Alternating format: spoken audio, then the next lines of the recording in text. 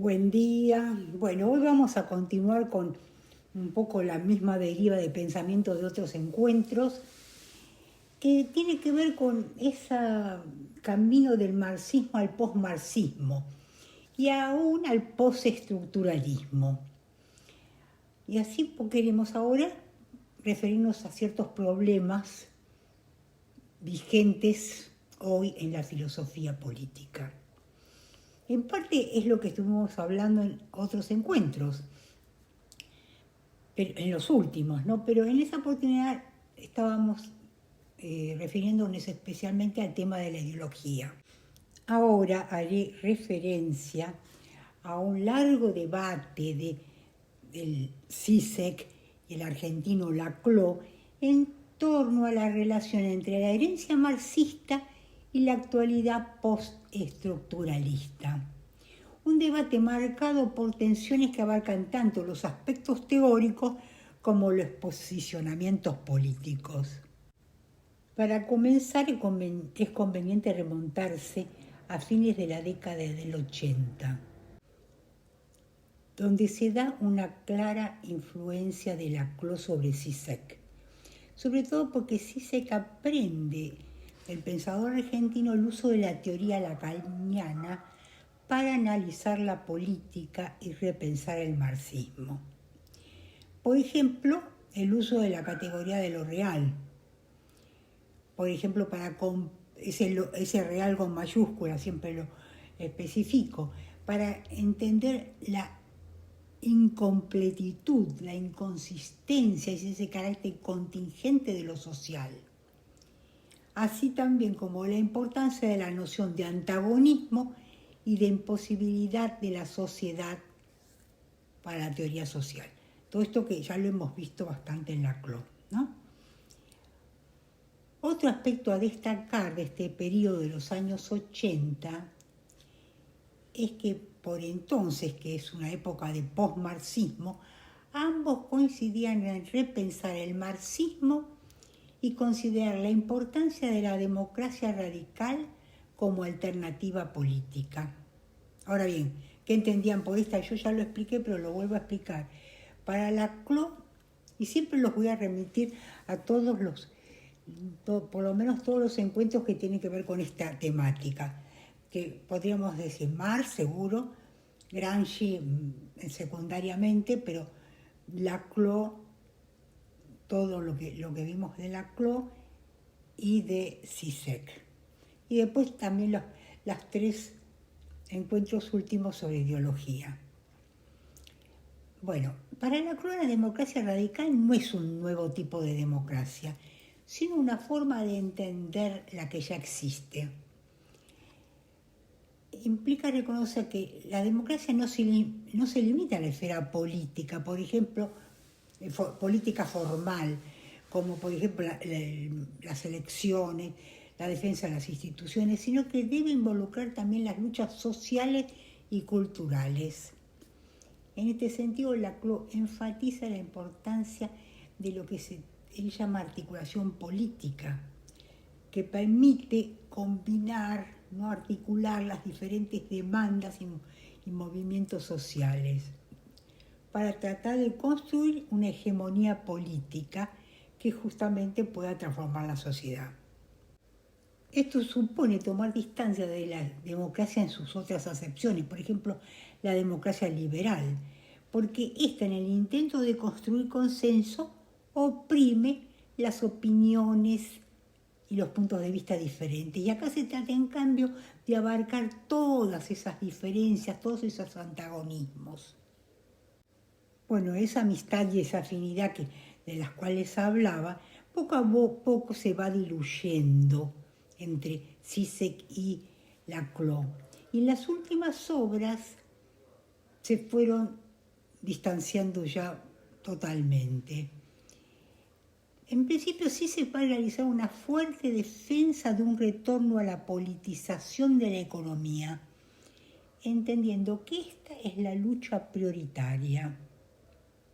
Evitando caer en el reduccionismo económico, critica sin embargo las posiciones que abandonan la lucha anticapitalista y se quedan en un mero reformismo, o sea, por ampliar derechos, radicalizar la democracia o mejorar la redistribución de la riqueza.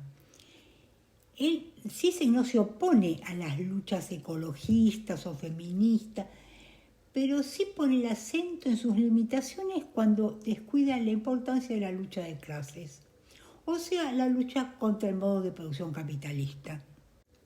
Aquí se trata, como vamos a ver, de una actualización del viejo debate entre reformismo y planteos anticapitalistas revolucionarios. En un lugar donde en parte se desarrolla ese debate es en un libro de compilación de artículos, Contingencia, Hegemonía y Universalidad, donde confluyen artículos de ambos. La pregunta central del debate parece ser si la izquierda debe entrar en el juego político de la democracia sin perder fuerza opositora. Bueno, a diferencia de Laclau, que entiende como Maquiavelo, por ejemplo, la política como el arte de lo posible, Zizek afirma que esto equivale a claudicar frente a las fuerzas del status quo. Porque él dice, el objetivo de la política no es administrar las cosas en el marco de lo posible, sino redefinir ese campo de lo posible, porque eso es lo propio de la política. No se trata de resolver algunos problemas parciales como quiere Laclau con su teoría de la hegemonía. Inclusive va a decir que entrar en ese juego democrático no es una opción para la izquierda porque se descarta un elemento fundamental para el cambio revolucionario que es la violencia. El problema es que al descartar la violencia se pierde el potencial desestabilizador, o sea, la dimensión traumática que es fundamental a lo político. Y entonces el modelo de Laclau opera simplemente como un mecanismo de despolitización. O sea, para sí se niega el momento propiamente político. Por cierto que en Laclau no hay programa de toma del poder y solo trata de domesticar estas fuerzas productivas. Entonces es por eso que Zizek le reprocha el haber abandonado la lucha anticapitalista que solo se logra a través de la revolución. Dice Zizek que al no abordar la crítica de la economía capitalista de mercado, Laclau, igual que toda la izquierda postmoderna, no llega ni siquiera a concebir un régimen político económico diferente. Todos los cambios que propone son cambios dentro del sistema. Ahora bien, este tema de la violencia que trae aquí Zizek está enmarcado dentro de las categorías lacanianas de la realidad y lo real. Repasemos un poco la diferencia. Para Lacan, la realidad social es la construcción imaginaria sustentada en fantasías acerca de las relaciones sociales. Y lo real es el capitalismo. Esa diferencia permite entender que la violencia no es atribuible a individuos concretos y sus malvadas intenciones, sino que es puramente objetiva, sistémica, anónima. O sea, mientras la realidad es la realidad social de personas concretas que interactúan en procesos productivos, lo real con mayúsculas es la lógica espectral, inexorable y abstracta del capital que determina lo que ocurre en la realidad social. Veamos ahora cuál es la reacción de Laclau a estas críticas. Él entiende que este planteo de Zizek no tiene referentes empíricos. Se pregunta por qué Zizek considera que en la cadena de luchas emancipatorias como la feminista, la étnica, la ecológica, la lucha de clases sobredetermina todas las demás. él justamente va a rechazar esa centralidad. Reconoce que siempre se producen movimientos sociales y luchas que están ligadas a lo económico, por ejemplo, demandas por mejores salarios, por mejor redistribución, por mejores condiciones de trabajo, pero no se trata en este caso de lucha de clases, porque no hay una clase que las lidera, que las hegemonice. Lo que dice Zizek no se apoya en procesos políticos realmente existentes, más bien responde a viejas discusiones de los años 70 sobre la determinación en última instancia de lo económico sobre lo político. Y esto es justamente lo que Laclau quiere combatir. Ese esencialismo, esa manera de ver al capitalismo como una esencia, analizarlo no desde las prácticas históricas concretas, sino desde una lógica intemporal. Este modo, piensa él, produce una deshistorización del capitalismo. Y así se lo ve como una totalidad omnipotente, intemporal, que resulta difícil de combatir. Él, en cambio, entiende que no hay una lucha anticapitalista per se, sino que hay una serie de luchas que se articulan, ¿no? Una pluralidad de luchas que se articulan y que van a producir efectos anticapitalistas. Y esto es lo que deja de lado Zizek, perdiendo contacto con la realidad política. Iban de la articulación de una pluralidad, efectos anticapitalistas. Señala Laclau que al centrarse exclusivamente en el capitalismo, Zizek pierde contacto con la realidad política. Otro tema muy importante del debate es el tema del populismo, donde Zizek se muestra muy reacio a la defensa que hace Laclau del populismo, señalando justamente un vínculo entre fascismo y populismo. Ambos operarían con la misma lógica. El postular la existencia de un antagonismo irreconciliable que divide a la sociedad en dos campos, ellos y nosotros, y definiría un enemigo, que en el caso del fascismo ya sabemos, el fascismo nazi, el enemigo eran los judíos. Enemigo cuya aniquilación restablecería el equilibrio de la justicia. Zizek va a criticar eso justamente, de concentrar todos los antagonismos en un solo enemigo común. A veces un pequeño sector de la población como la élite, la casta, los políticos, los ricos, suponiendo que todos los problemas terminarían una vez que se elimine ese grupo. Esa posición se acerca también a lo de los populismos de derecho, que hoy vemos en Europa, donde los chivos expiatorios terminan siendo los inmigrantes, los terroristas. Así, una vez desaparecidos esos malos sujetos, el orden y la justicia se restablecerían por completo. Y este no es el único punto en que sí se critica el populismo, sino también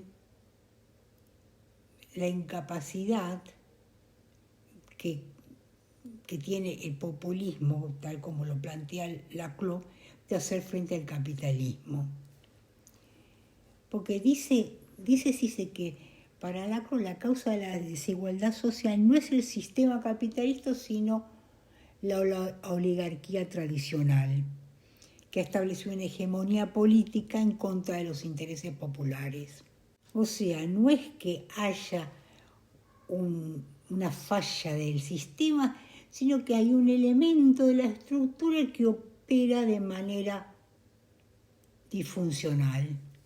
Y de esta manera lo que haría Laclau estaría silenciando el problema de la lucha de clases y aceptando también así al capitalismo como horizonte indiscutible de la política.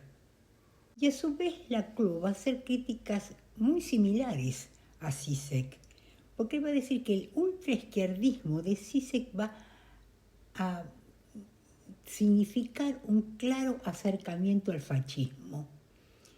Esa propuesta de optar por lo imposible suena un tanto a violencia divina, suspensión de la ley y a tonos muy próximos a un fascismo de derecha.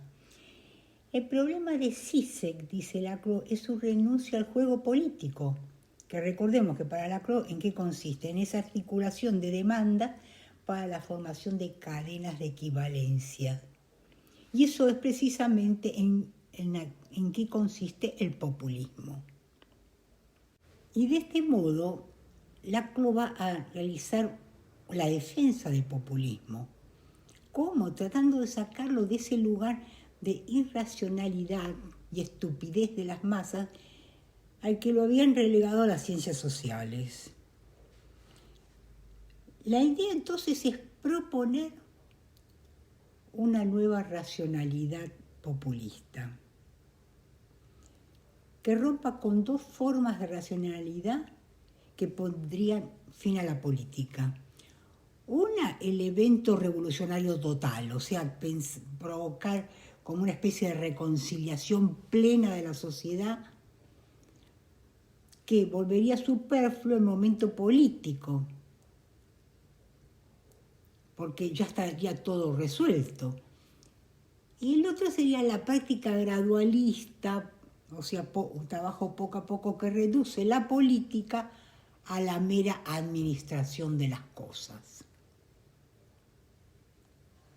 El populismo, dice Laclau, no es un contenido específico, sino una forma de pensar las identidades sociales, un modo de articular demandas dispersas.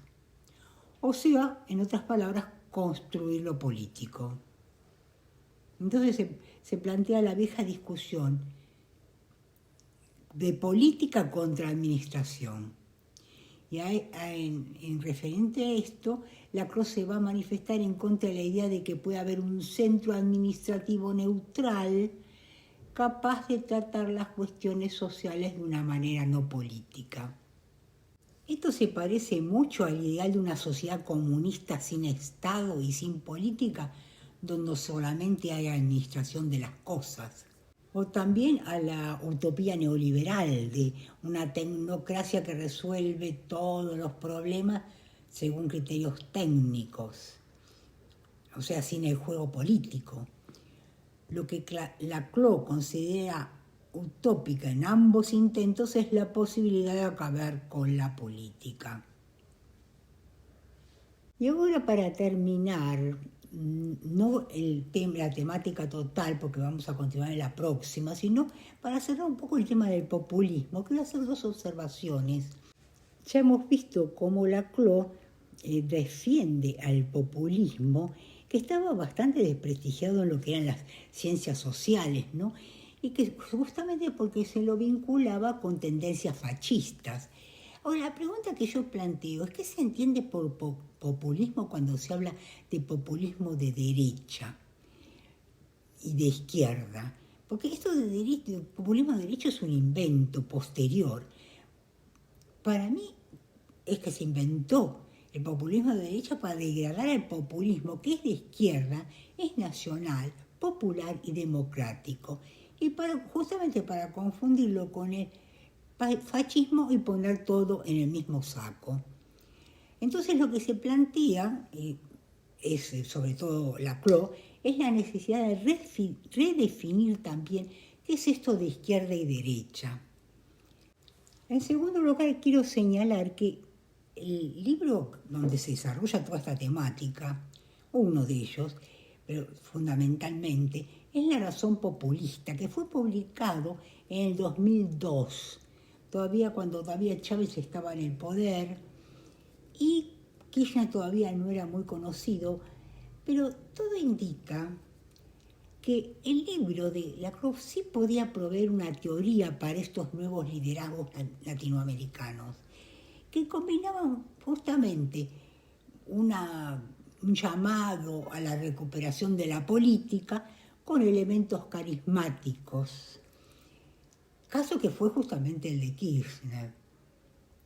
y que podríamos sí calificarlo como un líder claramente populista, capaz de construir y articular políticamente a partir de una pluralidad de fuerzas. Por lo cual podemos afirmar claramente que el futuro latinoamericano pasa, sí, por este tipo de proyectos.